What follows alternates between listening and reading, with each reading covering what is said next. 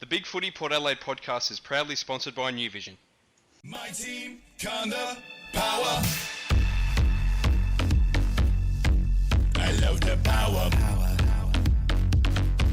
I love the power. Hi and welcome to the Big Footy Port Adelaide podcast, a weekly show dedicated to all things Port Adelaide Footy Club. I'm your host, Macca19, and joining me, as always, as co-host is Fishing Rick 04. How are you, buddy? Mate, I'm bloody fantastic. I'm excited. I've been singing, we've got the power to win, and then I've been singing cheer, cheer, the black and the white, and Tango's been going around bananas. It's just been a great weekend, I've got to say. Couldn't get much better, but I tell you what, mate, I am Toey is a Roman sandal about this one. We've got a very, very special guest on the podcast this evening. He's an inspiration to all Port supporters, both on and off the field. He's one of the pioneers of the OneClub campaign. We are talking with Graham Corns. No, we aren't talking with Graham Corns. We're talking with Port Adelaide champion Tim Ginever. How are you, mate? Oh, I'm well, but this interview's finished now. You've just insulted me. Oh, that's it. Sensational, yes. What a weekend, eh? Crikey. Couldn't ask for a better weekend, mate.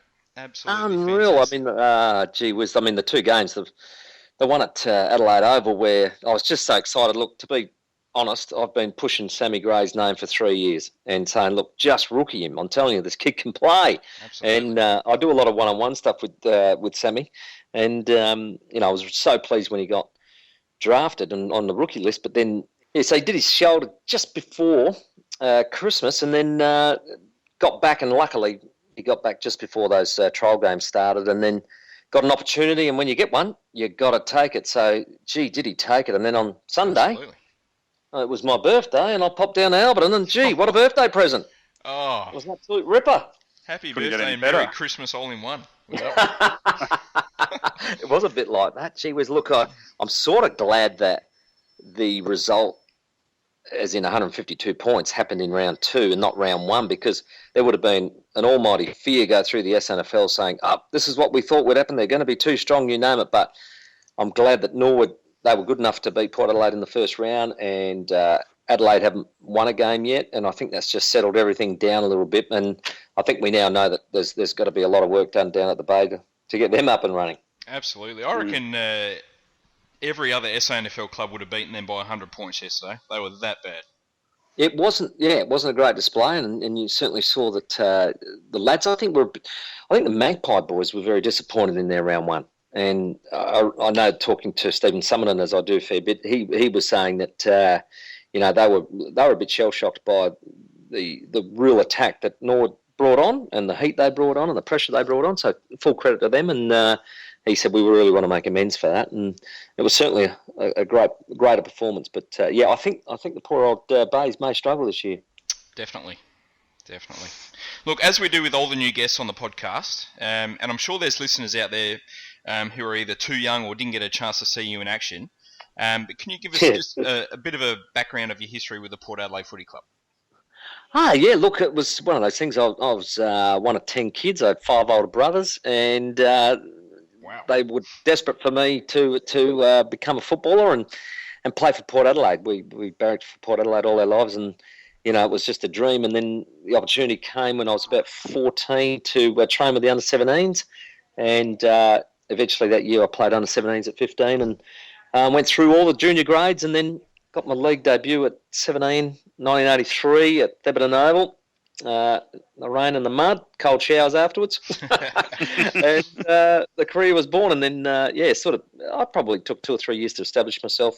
I won a reserves best and fairest. A lot of people probably think, you went in straight away and started playing, but I did my apprenticeship, played probably nearly 50 games of twos footy, and then went on to play 314 league games for the club. And I was vice captain to Greg Phillips, and then captain in my own right for 4 years and 3 premierships in a row. So in the end, won 7 and had just the best time. And one of the great things I think about it was yesterday at the footy, I was with a lot of those guys that I played through that time with, and we were just such good mates and such real close knit unit that it just continues on past our years. And gee, I've been retired 17 years, and some of the guys even longer than that. And it just feels like we're in the locker room when we get together. It's very funny, and sometimes it's good to be around, but sometimes it's not.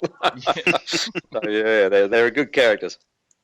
It's funny you talk about, you did your time in the reserves and earn your pennants. I think with the modern AFL football, it's forgotten, especially with the young kids now. That they need to do their time and do the pennants, be it in the AFL reserve system that we've got now, or beforehand in the SANFL clubs, and people just seem to have such a high expectation of these kids coming into the game against adults.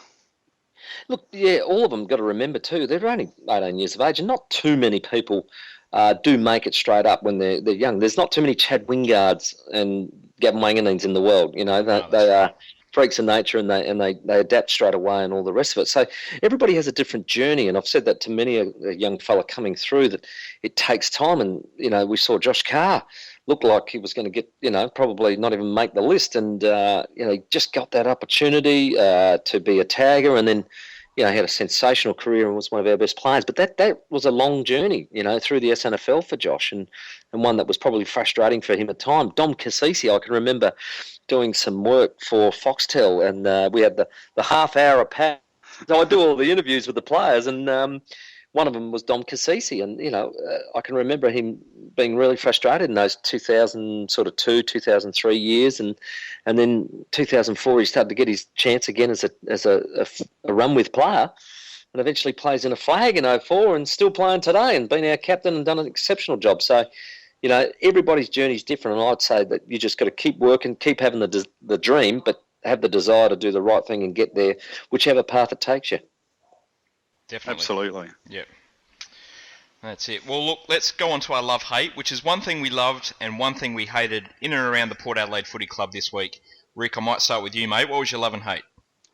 Oh, look, I think, Macca, the love for me this week was seeing a great turnout at Adelaide Oval for our first real, true neutral home game against a non-SA side.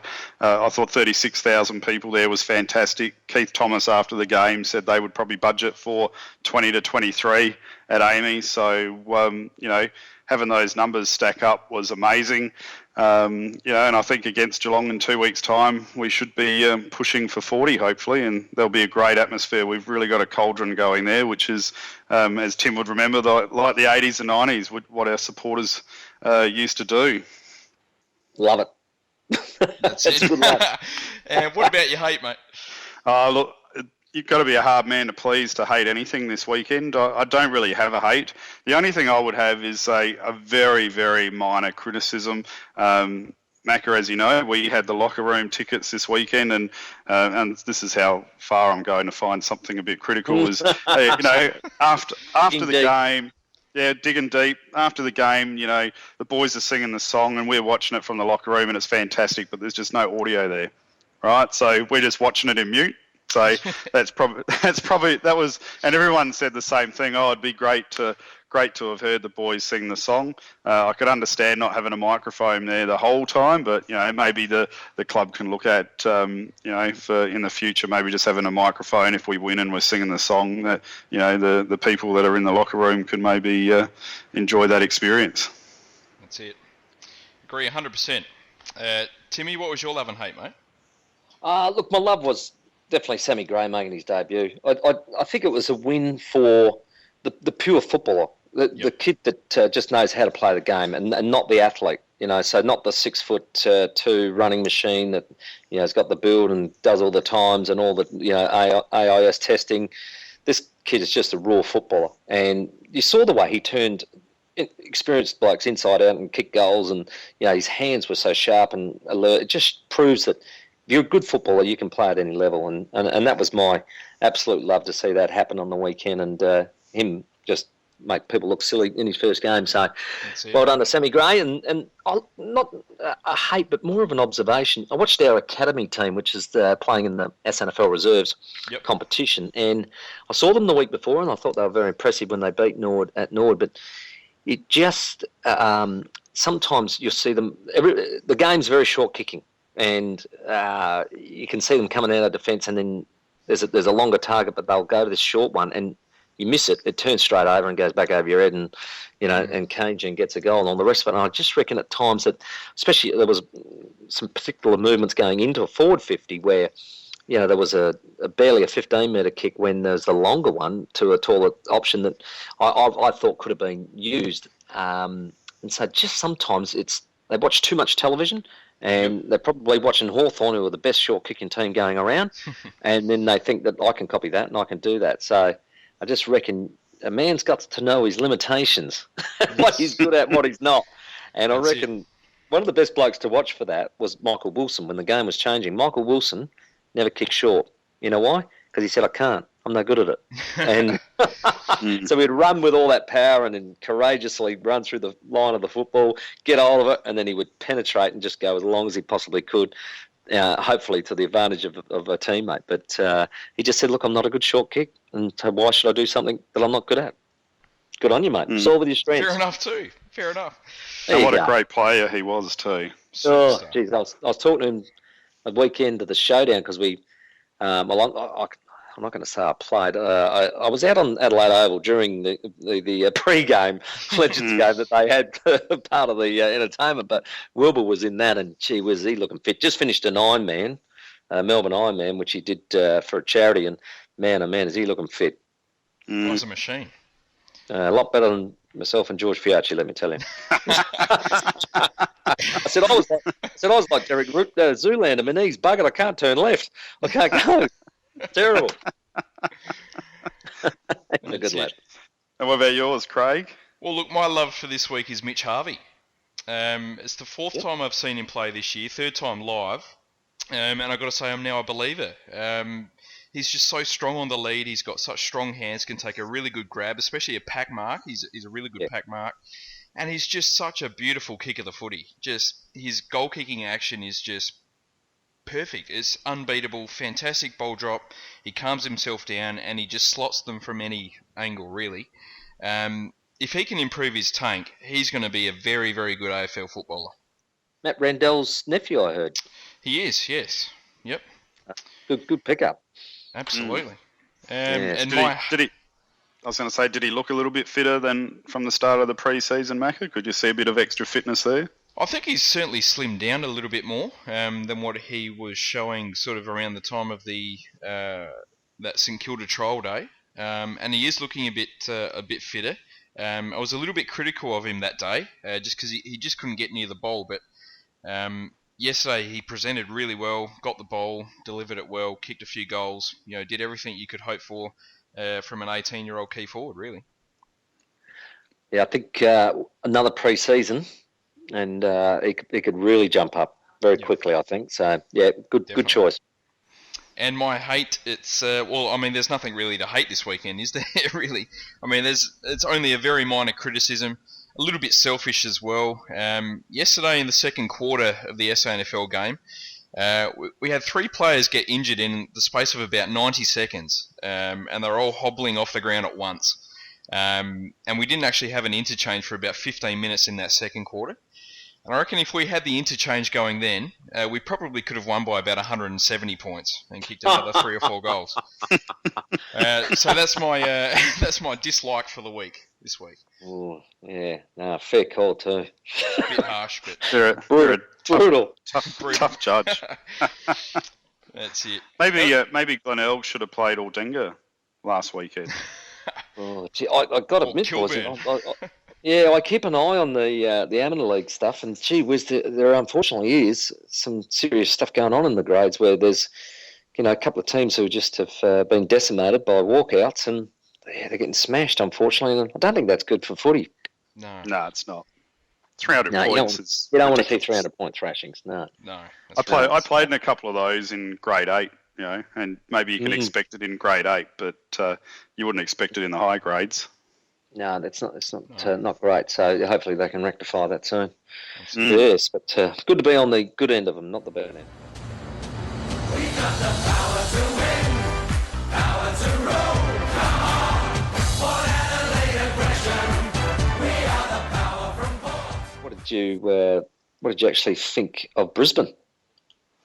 Are they headed for bottom?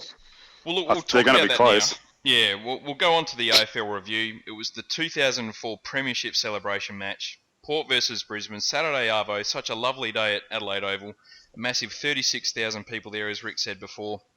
And we delivered the mother of all spankings to Brisbane. It was our second biggest win of all time at AFL level. We won 24 goals 15 to 7 goals 4. 113 points. Schultze kicked his equal career high with 7 goals. Sammy Gray, White and Westhoff kicked 3 and Robbie Gray kicked 2. Now, Brisbane, I reckon they're a big chance for the spoon this year.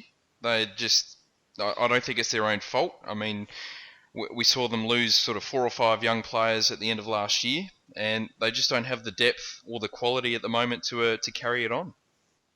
It was one of the things that sort of got touted when Vossi was, dismissed, that he didn't play the kids enough. And it was one of the things that they sort of mentioned that perhaps was on his cross sheet when they said goodbye. But and one of the reasons why some of them wanted to leave, that they thought that they weren't quite getting the game time that they would have thought. But tough call, and looks like that they're certainly not going to go forward this year. With what they've got at the moment. So tough one for Justin Lepich to walk into as well. So, I've always sort of admired, obviously, those Brisbane teams that were awesome through the early 2000s, but it's going to be some tough yards for them, I think, coming up. So, Carlton, of course, going to push them for that position as well, and Melbourne had a good win against them. So, I didn't think it was great, but as far as Port Adelaide goes, I think the thing I loved the most about it was that it was a ruthless 4-quarter effort. There was no taking the foot off, and in times gone by, I think in the previous sort of 5 years that we struggled after 07, I reckon there would have been, that's just a win and we'll win by 30 or 40 points, or something like that. But this was a real brutal performance. And what I think was one of my highlights was the game's done and dusted. We're about 12 up, and Brad Ebert chases and chases and chases and gets a rundown just as he goes to kick the ball at around about 4:30, and I go, that's just setting the standard that you want all day, all the time, every quarter, every minute. And his leadership as far as the way he's playing has been superb, really impressive. Superstar. Such an underrated player. And getting better. That's the thing. Definitely. Brad Ebert gets a lot of love on this podcast for those sort of hours. So, he does. And, good. and the supporters do appreciate it, and I think they really notice it now. He's an amazing gut runner, and he's so strong physically now. I mean, that mark, which was a good kick to him in the last, but where Pittard kicked it between 3 players, but he still had to execute a strong mark, and he's a complete footballer, and he's tidied up those skills, and he's going to take us a long way. Totally agree, and we got a reasonably tough month coming up, and even 5 weeks. Yeah, we've got Hawthorn after the run of 4. Yeah, so West Coast, Geelong, Freo, and then the Hawks after that sort of break. But I'll tell you what, it's a good month. But I reckon the great thing about it, and this is what Ken Hinkley said before the season, I just loved. They interviewed him, and of course they go, a bit of a tougher draw this year. He said, "Well, hang on. We play everybody once. So then you get a fair gauge of where you're at in the competition. And that's what it is. It's a competition. And then we play, what would they do after that? Another 5 games. So, a draw's a draw. You don't know what's going to happen. Teams go from bottom to top. All those sorts of things happen. So I love that attitude. And it's automatically, it's slapped down as an excuse. Yep. That is gone. It's out the door. So you've got the West Coast over there. They're banged up a little bit. I saw Nat Nui look like he had a calf. Don't know if Lacroix will be back. And they're very good players. So we always do reasonably well against them. I think we've got a very good win-loss record against them. So why not knock them over and then have a look at Geelong at Adelaide Oval? And, they got a tough one. They got to play the Hawks. I got to strip. They probably could have won it. I got to strip it back though, Tim. I reckon even 2003, 2004, even we could go as far back then. Our teams seem to have a habit of taking the foot off the throat and sort of just coasting to the line. And as a supporter and on the forums as well, there was always a lot of supporters that were frustrated by that. And I mean, I was always a big advocate, of just pushing it out for the full game and really just crushing the opposition, because not only, as you would know more so than us, you're not only crushing the opposition the week you're playing and for the future game you play them, but it also sets the standard for the following week with the next team that you're coming up against as well, doesn't it?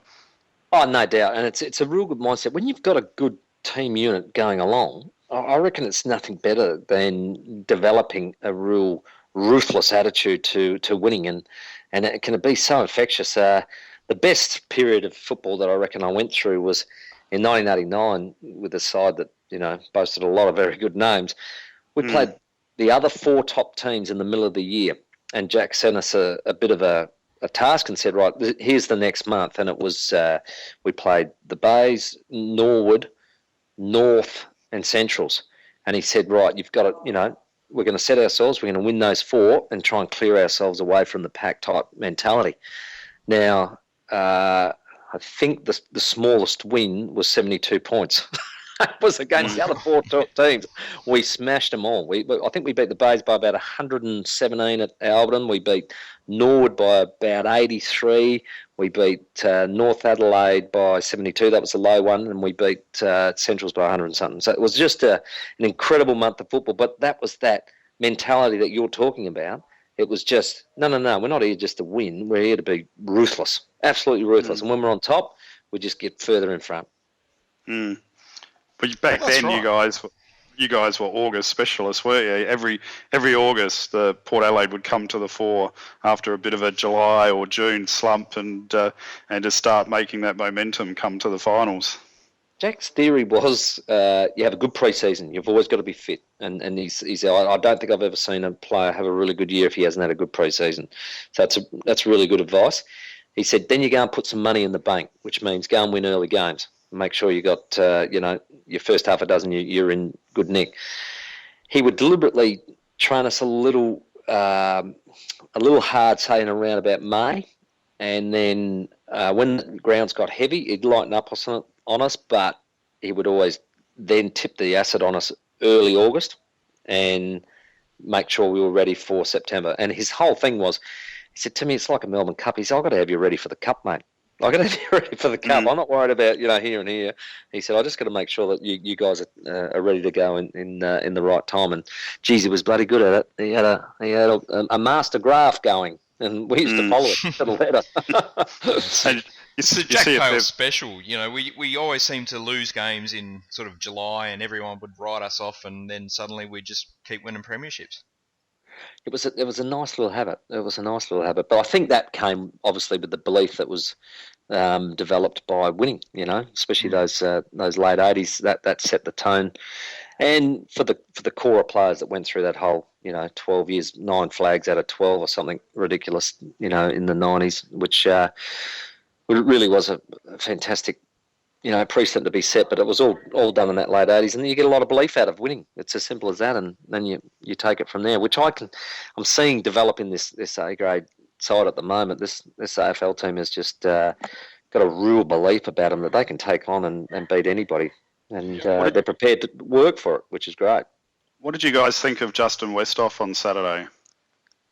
No, I enjoyed his game. Yeah, I enjoyed his game. The thing I enjoyed about it was that he didn't have to be the starting role. You had Schulze kicking 7, you had other guys contributing, all the rest of it, but he still did really important stuff. And what I'm seeing at the moment, he's such an intelligent footballer. There was a situation down in the northeastern pocket, and he was being held onto, and he knew he couldn't mark the ball, so he just put one hand out and palmed it to, I think, Robbie Gray, who was front and centre. He knew what he was doing. And I thought, gee, this guy is miles ahead. He's so intelligent now. And what I'm loving about him is he's become a consistent footballer. We all knew he could play. We all knew he could do magic, but he was just so inconsistent that it frustrated everybody. But, man, underneath Ken Hinkley the last 2 years, he has been anything but, absolutely outstanding.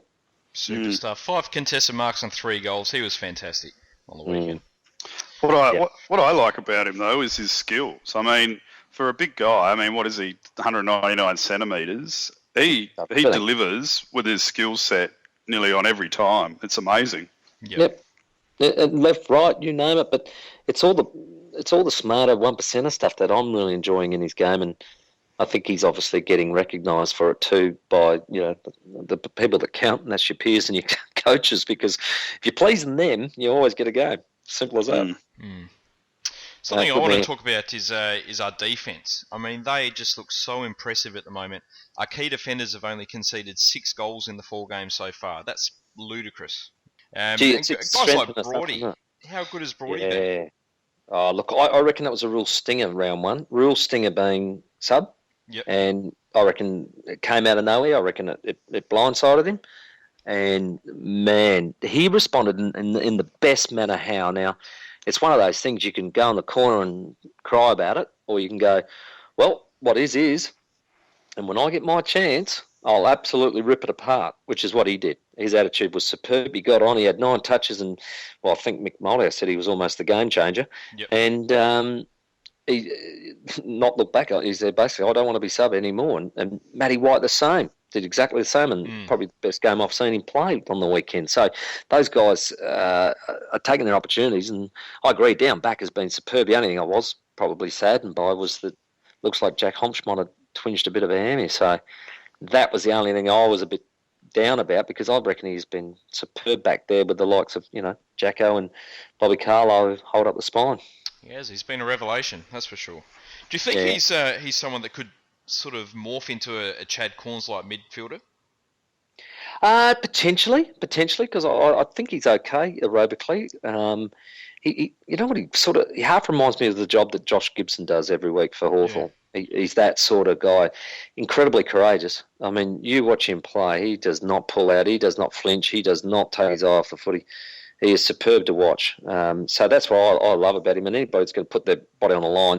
And we've got a couple of them down there. I mean, we've forgotten about Tommy Jonas. Gee whiz, I love the way that bloke plays. God, I was saying on the weekend, he looks awkward, especially kicking, but he's a bit like Paul Northeast. Everybody used to laugh at the way Norther kicked, but Norther didn't miss too many. And it was effective. Tommy's the same. Yeah, exactly. And Tommy's the same. He doesn't miss too many, and he takes nothing from nobody. And, they give him a tall or a small, he's like, yep, I'll beat him.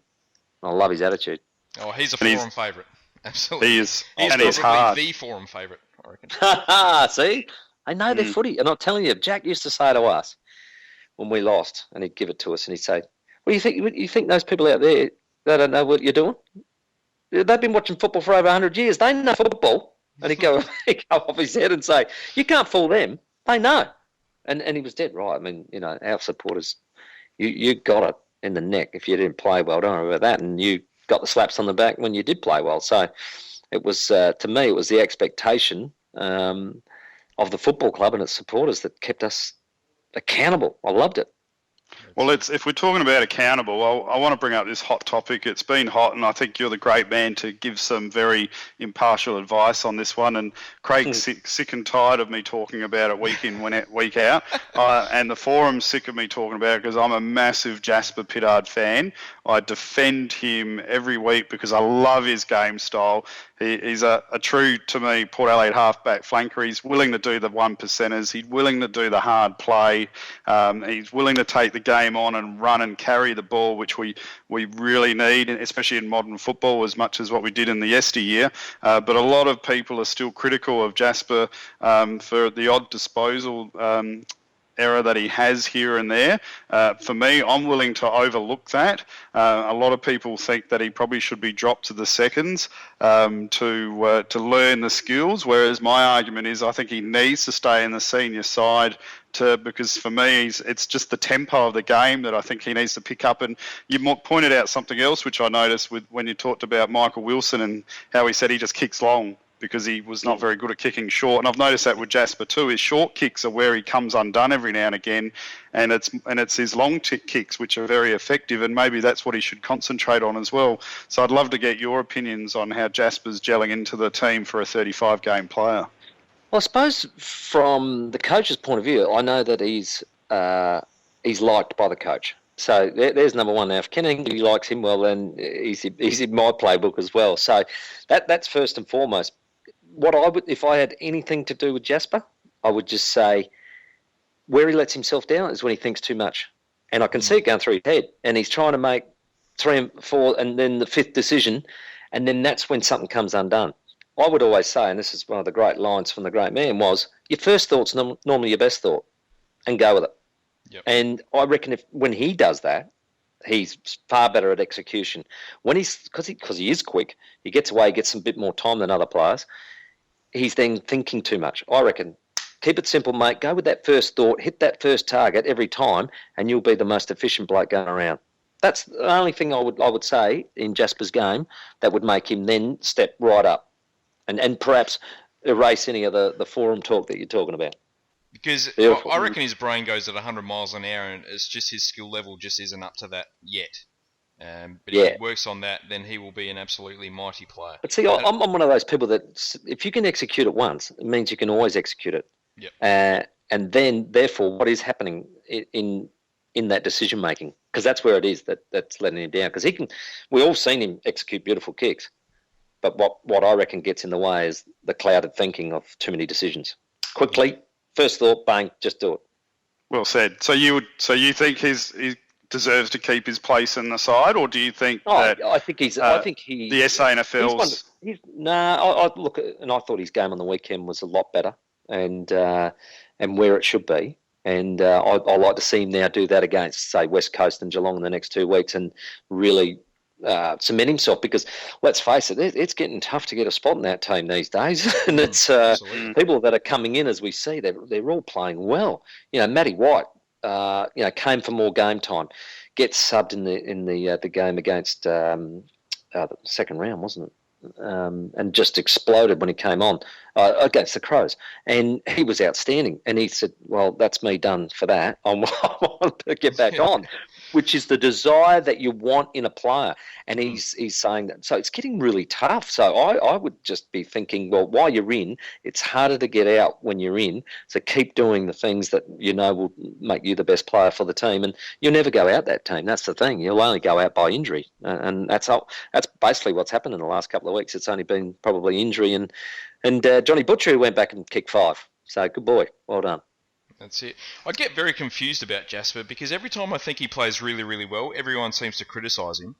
Every time I criticise him, everyone seems to think he played really, really well. I just can't get it right with him. I don't know what it is, but I thought he was fantastic on the weekend. And yes, he made a couple of errors, but the good stuff that he did about 20 to 25 really, really good, smart, really effective things on the weekend. And that's why I thought he had such a great game. And I had him well in my best players. Yeah, and I think you made the point earlier, which I think is probably the most important point, was he's played, 35, was it? Did you say games? Yep. Yeah. 35, yeah. So we're a long way. I always think it's almost experimental time with players until they get to 50. And then you're saying, well, hey, by now you should have cleaned up those things that we've been talking to you about, okay? So I reckon it's always a 50-game checking point. And you say, okay, where have we come from game 1 to game 50 in all those things that we need you to improve on? So I think if you were doing that and scaling that with Jasper, you'd be saying, okay, well, we're seeing the graph go up. He's definitely improving in the things that we wanted him to do. So that's a good sign. And that's what you could probably do with most players. And I do some one-on-one stuff with Hamish Hartlett as well. And it was one of the things I said to him just like last year. I said, he was just going through that patch, when they said, he's being tagged out of it and all that business. I sat him down and just said, look, it ain't that bad. It ain't that bad. Let's go back and have a look. So what the other thing is? You've played like 11 games in a row. I said, when's the last time you did that?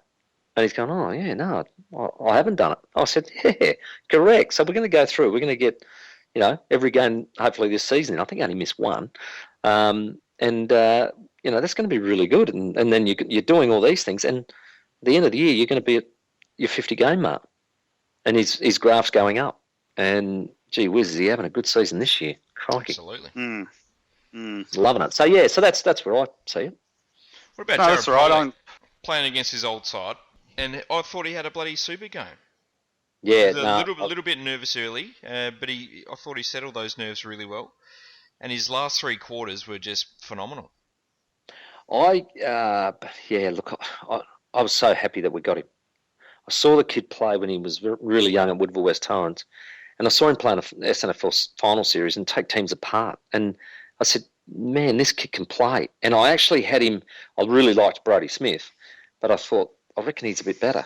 And, they're only 2 kids at the time, but I said, geez, I like this lad. And the thing was, he was left-footed. That was the thing that, they'd get out of trouble, and you could see where Hawthorn were going with all their left-footers, and I was so excited. But what I've seen in him since was he can clear. He's very good at clearances, and he's very good overhead for such a lightly framed guy. He can take some really good overhead marks, and when he lifts and gets into it, he's got X factor. And that's the thing that I reckon we didn't have for so long. I was calling games, every week and looking at our midfield, and without, naming names because I loved all of them, but they're all, as quick as I was, absolute diehard players, but they're all in the centre square at once. Yeah. And I was looking at it thinking, we have no X factor in there. And now it just runs so deep with guys that just do things that you just not expecting. They're not robots. You've got players like Wingard, you've got players like Robbie Gray and Pollock that just get out of trouble all the time. They just do things that you just don't expect, and you love it. Boak's another one, and they're just electric around stoppage, and when you've got them combining together, it's just it's awesome to watch. How good was his goal on the weekend? Stunning. Awesome. Incorrect body position, sort of facing to the pocket instead of the goals, but still was able to get the ball on the boot in the correct manner. It was just an amazing goal. But while you're talking about Pollock, I've created a new award. You've got Bob Murphy's Rascal of the Week, and you've got Danny Frawley's The Golden Fist, and so now we've got Rick Neuenhoven's Tango Uncoordinated Person of the Week award, and I've given it to Jared.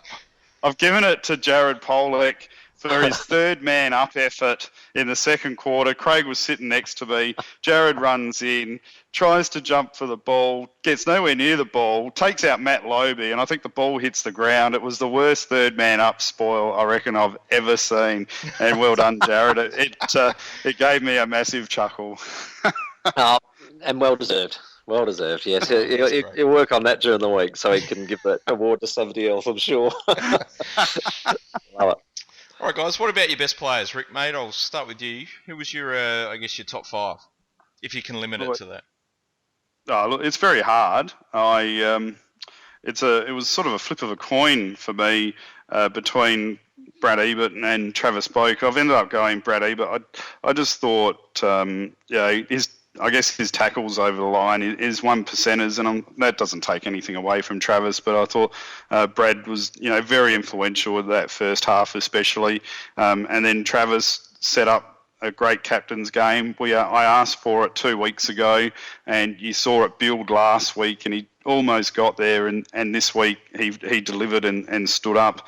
I had Matty Broadbent third. I thought his composure down back was fantastic. And, I remember listening in the car watching my boys play footy when he was just drafted to us playing SANFL, and the commentators back then were saying that this guy's too good for SANFL and be a 200-game AFL player, and he's really tracking that way. I had Justin Westhoff in there fourth. I thought he was, again, a great performance from him, great contested marking, and he was influential when we needed him to be. And Jay got in on the end of it, but he's always a tireless worker, and the 7 goals was very deserved, because there's some games where he plays great games and he only gets 2 or 3, so he deserved his 7 goals, and I'll give him the 5th best on ground. Beautiful. What about you, Timmy?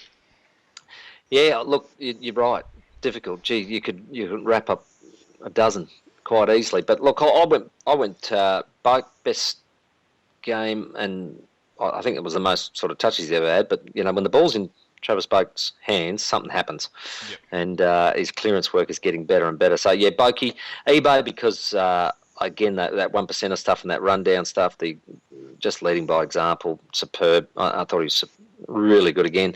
I went Robbie Gray. I just think that man is creating something out of nothing all the time, and man, they would find it hard to match up on him, because he's playing forward and then he's going in the middle and just getting clearances, which you just get super excited about when he's in there. So that was great. Matty Broadbent's game, superb back there.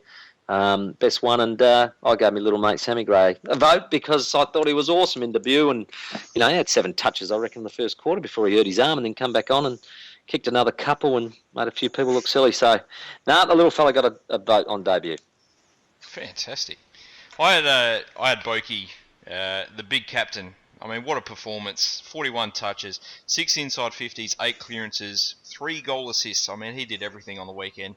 I thought Brody was second best on ground. He was fantastic. Just his courage in going for those balls in defence, and then he just bolts off, and he's going to hit those targets with his kicks. He's good long kick, isn't he? Oh, fantastic. He's just become such an important player for our club. Mm. I agree with the call on Robbie Gray. I thought he was absolutely stunning.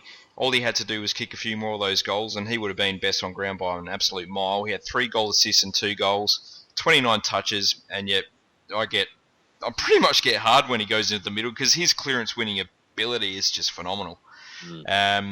Matty White, that's by far the best game I've ever seen him play. 26 touches, 3 goals, and a couple of goal assists as well. And someone we haven't mentioned yet, but Ollie Wines just keeps on improving at such a meteoric rate for such a young kid. 28 touches, a goal, 3 goal assists as well. He just can't put a foot wrong. Oh, look, all the names deserve it, don't they? I mean, you can keep mentioning people. We haven't even got down back and given, besides Brody, we haven't given any of those blokes any votes. So, yeah, look, it was very hard, and that is the way it should be. Otherwise, when you're scratching around for a best 3, as I know that we were in the commentary box some nights going, well, who can you give a vote to? Now it's like, who do you leave out? That's the hard thing. Yeah. How did you find Impey's game up forward?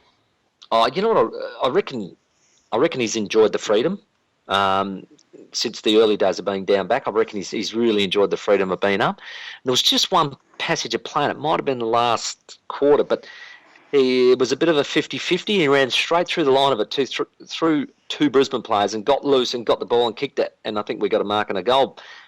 That was, to me, that's confidence. That's confidence now in yourself at that level. And I was really excited by that, and for him as well, because he's got some tricks about him. Don't worry about that, but he's also doing the stuff that Kenny loves the most, and that's just being super competitive when the footy's in your area. So, he's growing, every week, every game. And just finally, I think Tim, Macca, you guys could probably help me with this, but you could start to see a bit of a trend now with some of the stats. And I know sometimes we can go over the top with stats, but Port's right up there now with the average kicks in the AFL. Our disposals are right up there in the AFL. We're top with contested marks, and then you go to this anomaly where we're down. Ranked 15th or equal 15th with Geelong for clearances, and our stoppages, we're down with Geelong 16th. What's going on there? I thought the clearances and the stoppages were the most vital part of the game, but 2 of the good teams in the competition this year are down the bottom of the ladder for those stats. Yeah, now I think Geelong's been like that for a while. They have, yeah, absolutely. And keep being a top 4 side. So, yeah, there's more to the game than just that. And sometimes stats can be, very deceiving. So, no, that's a good call. I think at times, and you saw this in the slowdown, the showdown, I've got to get that word right. In the showdown, in the second round 2, there was a period of time when Adelaide hit the front. I think they won like 6 centre clearances in a row. And that's where I think we get hurt a bit. Sometimes we're just having moments in those first few rounds, and certainly not on the weekend, but that centre clearance stuff can really hurt us sometimes, and we've just got to make sure that we're on our game. And, if an opposition win 2 or 3 against us, that we lock that down to be, a real fight in the next couple to make sure we don't lose like those 6 or 7 in a row, because it can be very, very hurting when you're trying to regain the momentum. So, yeah, I reckon that's probably where we've fallen down at times. Cheer, cheer the black and the white. Honour the Magpies day and by night. Live that loyal... Well, look, let's talk about next brilliant game on the weekend, which is the Port Adelaide Magpies I almost don't know where to start with this because it was just such a debacle from Glenelg's point of view. It's their biggest loss in their entire history, Glenelg Footy Club. 152 points. Port Adelaide won 29 goals 15, 189 to 5 goals 737. It was 10 goals 4-1 behind at quarter time. We kicked 8 goals to nothing in the last quarter. You look at the stats and it's just diabolical. I mean, we had 160 more disposals, 80 more marks, 45 more inside 50s. We just dominated. It was ludicrous. Look, in the end, it was an incredibly embarrassing loss, and I don't know that. I don't know that I've ever seen them that bad against Port Adelaide. But look, the thing was, I remember I walked downstairs because I was at a past player thing they did before the game to honour the guys that they've called the John Cale Wing, and got Jeff Motley Gates and Bob McLean Gates, and they've got Tim Evans end and the Scotty Hodges end for the goals and things like that, which was really nice. And I came downstairs at quarter time, and of course everybody's buzzing, and I said, who can remember the last time we kicked 10 goals in a quarter? And you know, everyone was going, scratching their heads and said, was it back in the 80s or the 90s? Because it had been a long time since that sort of a quarter had happened. And it was so it was pleasing, but geez, it was a bit of a shock, I've got to say. And it wasn't what we expected. We expected a bit of especially a tough opening, but to kick 10-4 to a point, it was just a bit numbing, to tell you the truth, but very enjoyable. There was some wag down there that said that they should do 10-400s for not kicking 30.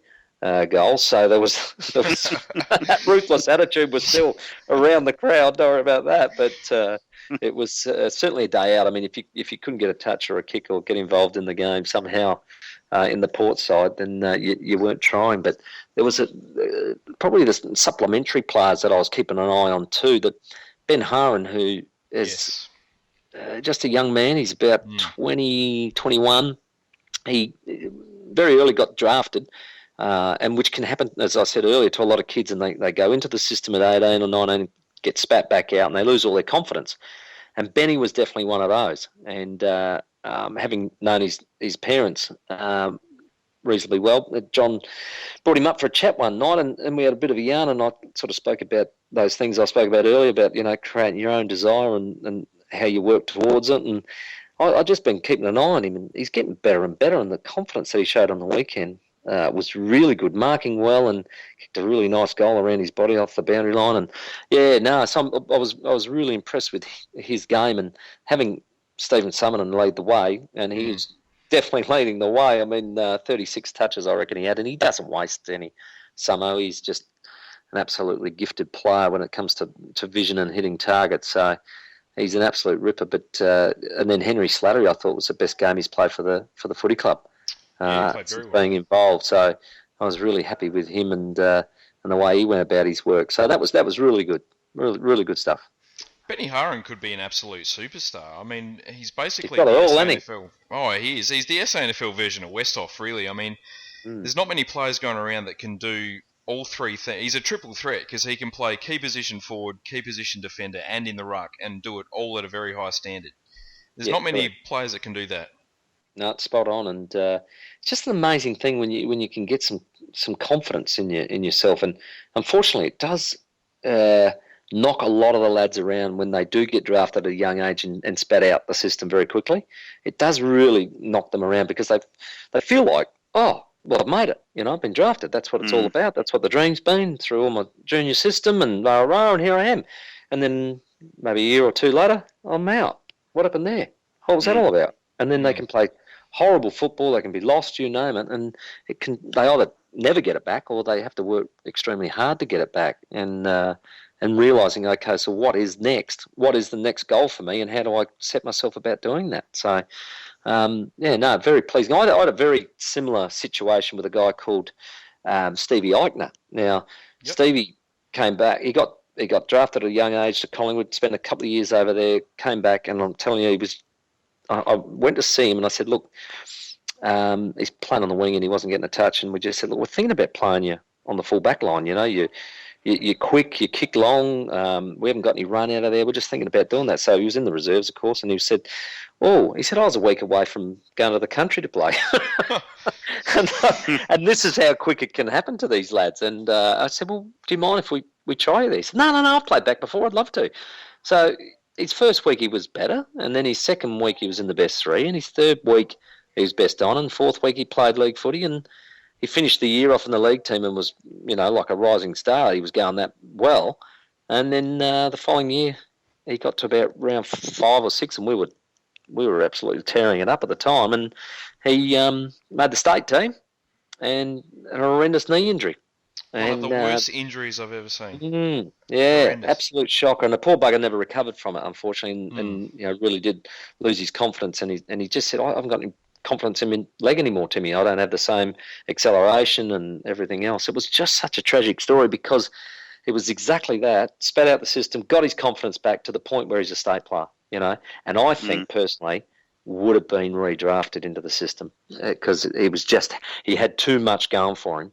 Height-wise, speed, kick, you name it. So, real sad story, that one. But I hope for Benny Harlan that his turns out to be a really good story. I would love for us to pick up Benny at the end of the year. I reckon he's a big chance. To tell you the truth, that's probably been the sort of dream, is that because of what's been put upon us as far as our development zones and all the rest of it as of 2015, we've got to keep finding Port Adelaide people in Port Adelaide areas, bring them into our system and developing them into being an opportunity to play SANFL league football for Port Adelaide. And if they're good enough, they get drafted. Now, if it's not necessarily to our club, that's okay, but we'll get you home. We'll get you home eventually, as we did with Brad Ebert. Yep. And you will play for Port Adelaide, and that's got to continue. Great call. Fantastic call. Yeah. There you go. Where do you see Benny Newton sitting in the big scheme of things? Because he's had a massive game on the weekend again. 31 touches, 10 marks. He's dominated the clearances and kicked a couple of goals as well. Benny's been one of those slow burner players, and I probably liken him to a Josh Carr situation where it took time. This lad is very smooth, and you got to remember he's away from home and all the rest of it. I reckon it's taken a long time for him to find his confidence at any level, and now he knows that I'm good enough, well and truly at SANFL level, and now he's getting such consistency in his football that he's going to break through. An opportunity is going to come, he's going to get it, and that's when he's got to take it. So I really like the way he moves. He's smooth as, and now that he's getting a lot of touches, he's doing more with, and you can develop more of them because all the things they're asking you to do, well, the more you get hold of the cod, well, the more opportunity you got to improve those things that they're asking you to do. So I think he's at a really good level at the moment, and one that he should be very proud of for the work that he's done to get there. So I just hope that he continues this and does get an opportunity at the AFL level. It reminds me so much of Salopek. Just the way he moves, the way he kicks, everything about him. Yeah, I actually think he's probably a better kick. Yeah. Sal now and again just used to get a little bit up and under, a little bit Simon Tregenza-ish. And, get under that one, boys. And he improved as a kick, old Sal, and I liked him as a player. But I think Benny's got a better lower punch on his kicks that can be, quite good to be on the end of. So what did you guys think of Tom Cleary's game? If Homsch could maybe have a bit of an injury, do you think he'll be the one that might just slot in straight for Homsch at the back there? It was a big improvement. I don't know. I reckon there was a few blokes down in that first week, and Tommy was one of them against Norwood, and he just bounced back superbly. I think knocked him around. It was an unfortunate dropping because the senior defender came back in Carlisle, and he played well in the AFL level. He had done nothing wrong.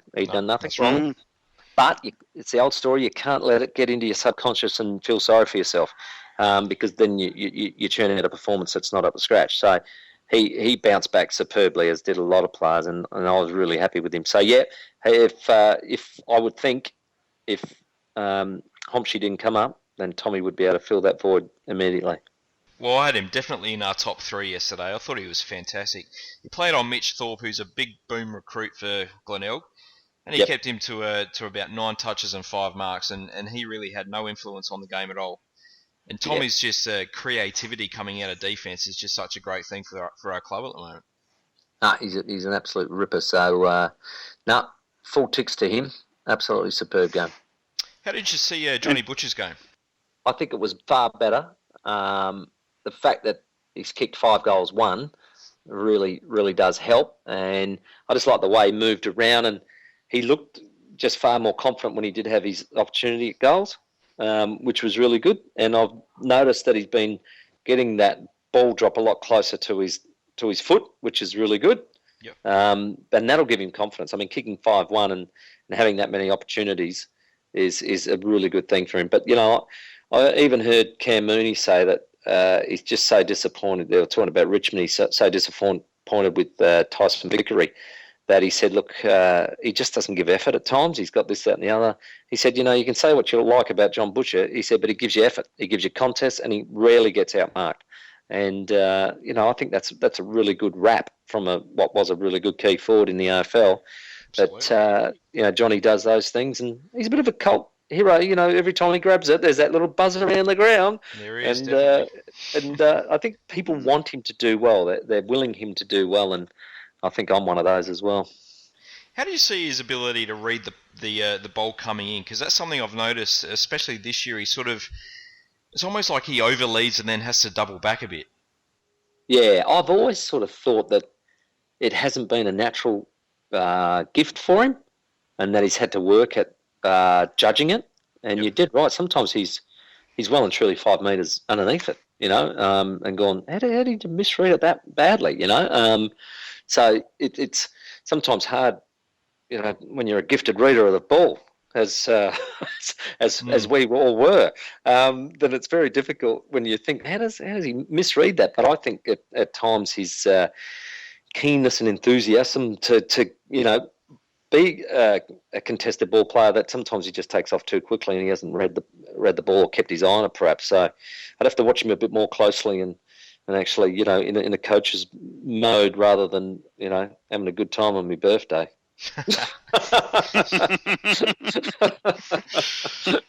Oh dear, but it wasn't enjoyable, let me tell you. I just noticed that one of the forum favourites, Cam Hitchcock, kicked another 5 goals. He just keeps stringing it up at SANFL level, but just can't make that progression at the AFL. Seems to always get injured. And Tim, the other one I wanted to quickly ask you about is how you're seeing Jake Need going. He, after his great influence last year, he seems to have dropped off a little bit and fallen into the behind-the-scenes mode. But I thought he was fantastic last year, and I'm really hoping that he can push his way forward again and try and get into the team maybe end of this year or 2015. Yeah, well, Jake's probably 19 going on 20. Again, I'd be saying to him, what we've got to do with Jake, when the ball's in Jake's hands, that's fine. Good decision maker, good by hand, good by foot. So that's no dramas, and we know that he can put forward pressure on and run people down. I think what we've got to get Jake doing is not having the 30 or 40 minute gaps. And in all honesty, what I've seen from about round 5 last year to today is I see him disappear for 20, 30 minute gaps where he doesn't touch it and he's not involved. And that is just too big a space in any football game to not be involved. And whether that's a concentration thing, a work rate thing, that's what I would be speaking to him about and saying, okay, how do we get active? What are you thinking about during the game? Where's your concentration levels? Are you talking? Are other people bringing you into it? And maybe even butting him up with somebody on the oval to say, Jake, you on? You're concentrating? You're with us? Right, come on, mate, let's go. Because he must fade out in concentration because you can't go missing for those lengths of time and not touch the footy. So that's where he's at, and I'll be trying to narrow that gap every week to say, okay, well, you only had a 10-minute period where you didn't touch it. That's good. We're narrowing it down, so you're always involved. And that's where I'm trying to work with him, because I don't think there's any problems when that ball's in his hands. So that's what I've been trying to do over the next few months with Jake. But the issue for him and for Cam Hitchcock, who did have a day out at Alberton, is that now it's getting really deep to get into the team and to get opportunity, because when you've had Sammy Gray go in and do what he's done, then he's going to be looked at favourably if the next opportunity comes along. So you got Kane Mitchell, who keeps on keeping on, and he'll always keep pressure on because of his work rate and the way he goes about his footy. So it's that smallish player that also needs to be able to, I think, go into the midfield. And that's what I've loved about Ken this year, is he has put whoever his sub is straight into the midfield, and any debut player gets a run through the middle as well. And even Sammy Gray got a centre square opportunity, which he's very familiar with and will do well as anybody in there. So I think they've got to be able to add that string to their bow, as well as being good small forwards. Just quickly, I guess, while we've got you here and with your experience, we had a poster, Porsche, a couple of weeks ago, made comment that it's taken two people from outside of the club, e.g. Foss Williams and now Ken Hinkley, which is still a bit of an early call, I guess, but bring Port Adelaide football back to Port Adelaide, so to speak. Do you see a lot of similarities in Ken as the coach with Port Adelaide football? Because I certainly seem to. Yeah, look, this club's been the most successful football club in Australia for 140 years. Why would you deviate from the attitude and the mentality that has made it so great? And they were the things that were making me bash my head on the table for 5 years.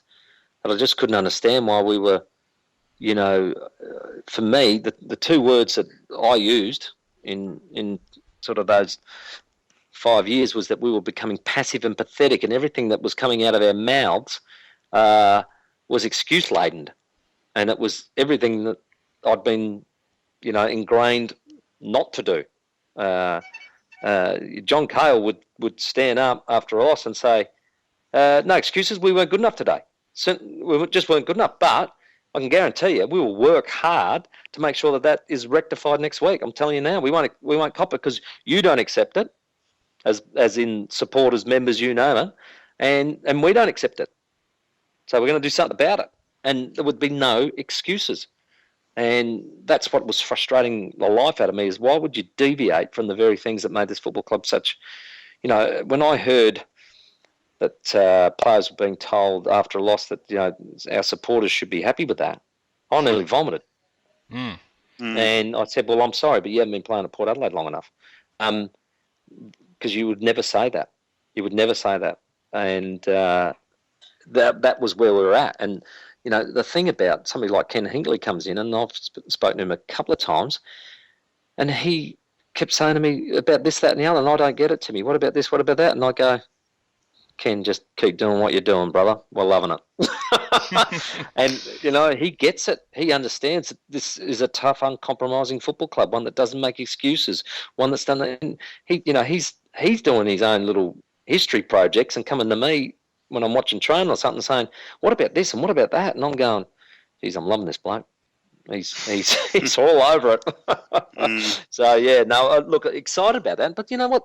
Even Keith Thomas, you go, he's talking about things, when you're trying to explain about how we were separated as two Port Adelaides and all that through that 97 to 2013 period, that when you're trying to get your head around that stuff, when you're from the outside and then you come into it, they just don't get it, and they didn't understand it. I said, well, you know what? We've been battling for 13 years.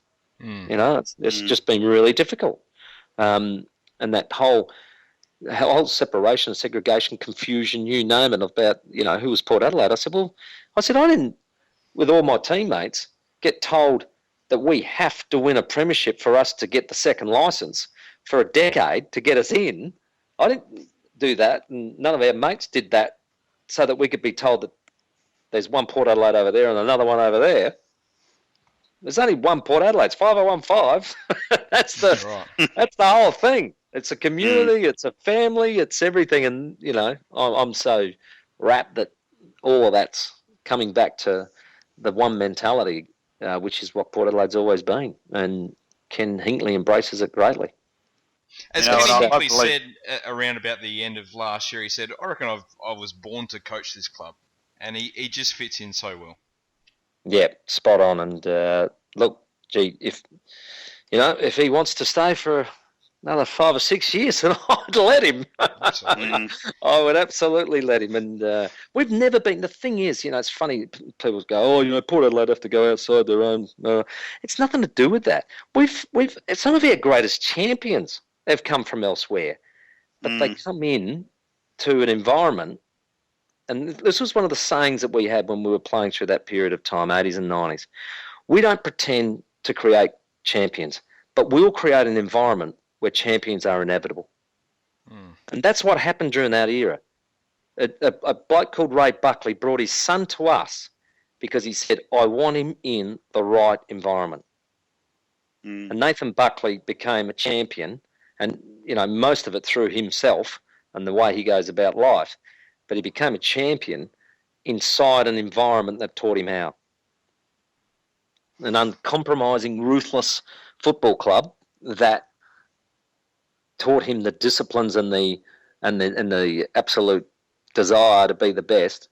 And he loved it. He lapped it up and he embraced it, and off he went. And it just continued on. There's so many lads that came through the football club. But then we'd get blokes like Paul Rosonico and Richard Foster who come over to play, and Russell Johnson, who said that he was coming over for 1 year. We can't get rid of them blokes. They're still here. They're still annoying the crap out of me. And I love it. They love it. They are so Port Adelaide. And, one was Carlton, one was Collingwood, and it's just fantastic. And we've never pretended. Bomber Clifford won 3 B&Fs. He is a Port Adelaide man. He came from elsewhere. So it's not the fact that we don't embrace anybody that comes from elsewhere. It's just you've got to be of like mind and be prepared to, stand up and embrace the expectation that comes upon you when you play for Port Adelaide. Yeah. I think Macca's just crying in the background, Tim. That's why it's a little bit quiet. That's just summed up what every Port supporter has thought for the last 140 years. Yeah, correct. Brilliant. And it was, it was something that I grew up loving. But then, you get the honour to wear the Guernsey and what I said represent your community. Then that's just, that's an honour for you. That's a gift for you. But you don't waste it, and you don't dishonour it. And then when you're out of it, I always said I grew up loving it. I was a supporter. I had the opportunity to play and loved it. And now I'm a supporter again, and you do whatever you can to make sure that you're contributing to the football club in some manner. And we can all do it. Doesn't matter what we are. Simply by being a member is one thing, Don't tell me you support us. If you can be a member, be a member. Don't be lazy on it. That's it. Absolutely. And it's just little things about talking to people as well. If you know someone in business, you can just have a chat to them, and you never know what can arise. There's always opportunities, but you've just got to talk and ask the right questions. And any one of us supporters can do good things to help the footy club, and it just doesn't always have to be on the field as players. Yep, spot on. Absolutely. And we all contribute in other ways. And I've had many, over the journey, people that were, in what was the old vice president's group, that was just a group of people that wanted to support the club in a more financial way, but they would just say that, look, I couldn't kick the ball and hit a barn, I just wasn't, I loved the game, but I just wasn't good at it. But this is my way of contributing. This is my way of, being able to be a part of the football club. And I just used to love that passion because they've got the same desire and everything else that we've got. And those that are fortunate enough to represent it on the field, well, that's awesome, but you're also representing those people. Absolutely. Well said, Timmy. Pleasure. Yeah, well, I'd firstly just like to say, Tim, thanks for coming on. I'd like to thank Matt Sullivan for giving the introduction for you to introduce and meet us to come on the show as well. And I appreciate him and you making the time and the effort to help support the podcast. And Tim, hopefully I'm hitting up here and haven't even mentioned it to you before. Maybe we can get you back at a later date when a convenient time, maybe to talk about your career with Port Adelaide in a bit more detail, and I'd love to hear a bit more about the OneClub. I think a lot of supporters out there have got a lot of gratitude for what you and George Fiarchi did, standing up and fighting the battle to try and unite the club. And as a supporter, I'd just like to say thank you very much for the passion, not on the field, but for on the field, but also for off the field, because you guys were a big driver on getting the club to where it is today, and that isn't forgotten by the supporters. Here. No, pleasure to be on, because you're actually talking about my favourite subject, so I've got no problems there. If you want me back, mate, I can tell stories till the cows come home. No dramas at all. What an absolute pleasure it's been to have you on and give your insights on our fantastic footy club. No, been a pleasure, and let's keep on our merry winning way. It'll be terrific, and love to join you maybe, hopefully just before the finals campaign, maybe, eh? Gearing that up. That'd be great. Absolutely. Sensational. We'll get that sorted. Appreciate it. No worries, mate. Go the Power. Go the Power. Go Port Adelaide. Right up towards Hodges, who leaps at it. Spectacular effort with one hand. And speaking about report cards with distinctions, here's Ginever. One of the best games I've ever seen from him. The little rover, 18 and 5, gets his second goal. And he kept Port Adelaide in the game. Now he's probably stitched it up.